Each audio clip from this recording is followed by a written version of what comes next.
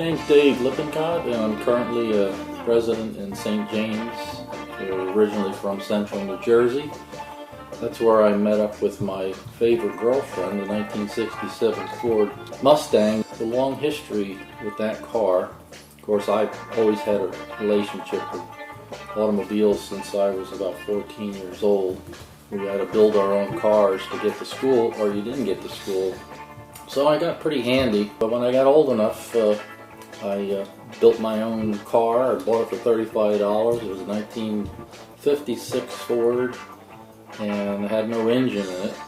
So I brought it home, and my mom had a 55 Mercury Monterey, and that had a 312 engine in it. So I sweet-talked her out of that engine.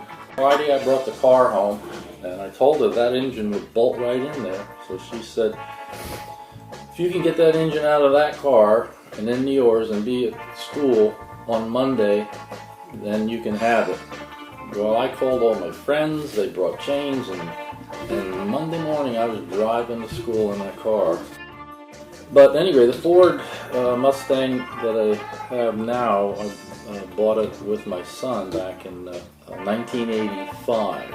It was wrecked, rear-ended, so we both worked on it and straightened it all out. And it was in pretty bad shape because of its age. And we cut the front end off. We put a whole new front end, floor pans. We did all the welding ourselves. And then we cut the rear end off about a year later and redid all the inside upholstery. And we had it in our, all finished, ready to get painted. It was sitting in our driveway, and about 12:30 at night somebody came up the street, up our driveway, and smashed into the back of it and pushed it on the side of the house.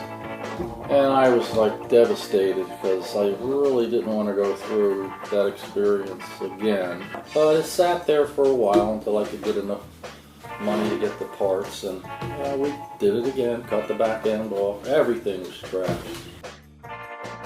I just like the way it looks. Alright, it's very low profile. It was when the Ford Mustang came out in 64 and a half. A lot of people, they either loved it or they hated it. And when I first looked at it, I said, that looks like it's made out of beer cans. So when I saw the 67, it didn't look too appealing. But once we straightened it out and started, really going over it from bumper to bumper, I was really happy that we bought it. It drives, real stiff because it's a low, wide wheelbase, so it takes turns just like a slot car. You get a lot of compliments from a lot of people about the style and the color we chose to paint it. It's a green, a little blue, and then a clear coat mixed in, so in the sun it really sparkles. It's a street car. It's not a car for shows. I've got a few trophies, because they showed up. They get top 50, and I was like 49. So it's still running really well for a car that's over 50 years old. And Gail and I had a lot of fun at with the Cape Tour Cruisers, going to all kinds of events.